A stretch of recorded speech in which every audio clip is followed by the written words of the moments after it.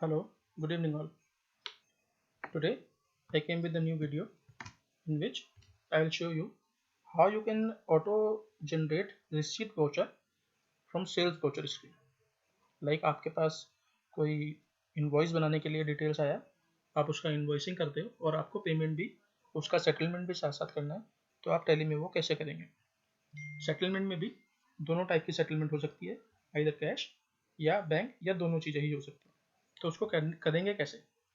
तो मैं यहाँ क्या करता हूँ, एक मैंने टैली में कंपनी क्रिएट किया हुआ है जिसमें अभी मेरा सिलेक्टेड पीरियड 2021 है। 2021 में मेरे पास डे बुक में कोई एंट्री नहीं है।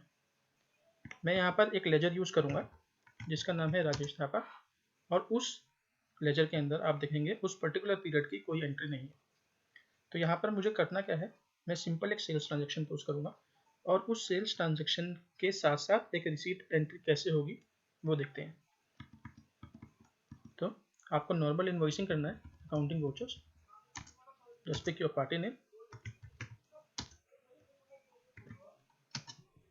Item, quantity, rate and amount.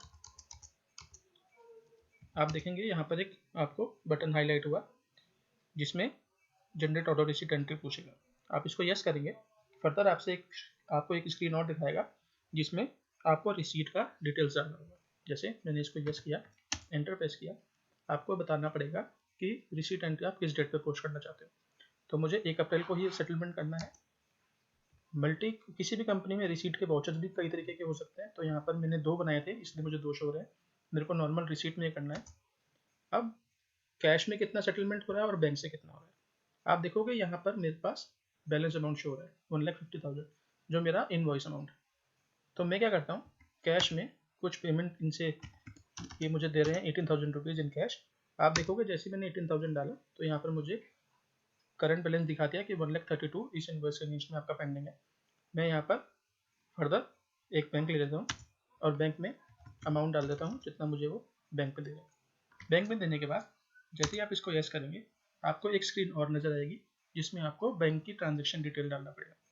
तो मैं ये मानता हूँ कि उन्होंने मुझको ई फंड ट्रांसफ़र किया या पेटीएम हो सकता है, तो मैं यहाँ पे फ़ोन पे लेता हूँ। फ़ोन पे में उन्होंने मुझे फ़ोन पे से पेमेंट किया, जिसका ट्रांजेक्शन नंबर या ट्रांजेक्शन आईडी जिसको आप बोलते हो वो ये है। किस डेट पर उन्होंने ट्रांजेक्शन किया, किस बैंक में, अगर आप बैंक डालना चाहें तो आप डाल सकते हैं, जैसे चेक के केस में हम डालते हैं, नहीं तो इग्नोर कर सकते हैं। मैं यहाँ पर स्टेट बैंक डाल देते हैं, branch, receive from and narration.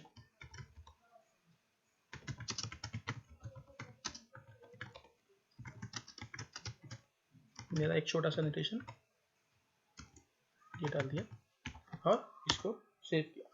जब इसको सेव करेंगे तो आप एंटर प्रेस करेंगे, आपसे एक कमांड आएगी क्रिएट रिसीट वाउचर। मैं इसको यस कर देता हूँ।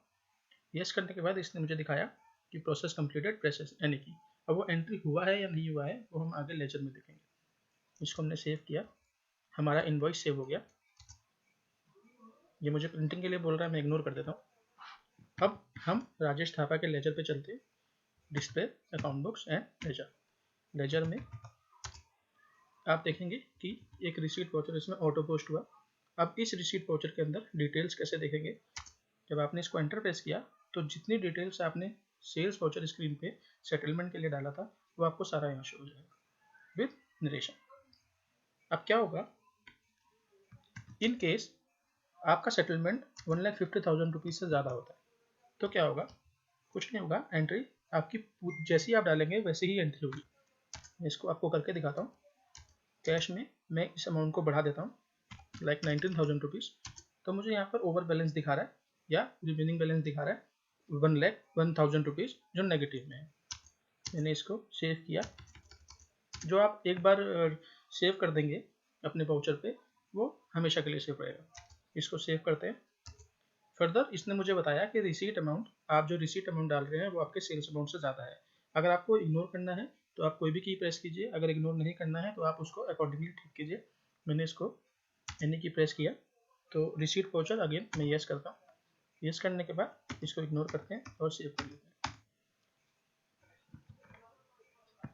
आप देखेंगे मेरी वो एंट्री 1000 रुपीज़ एक्स्ट्रा से मॉडिफाई हो गई।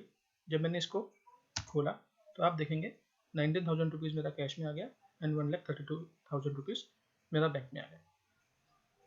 सो आई होप आपको ये वीडियो अच्छी लगी होगी। Thank you.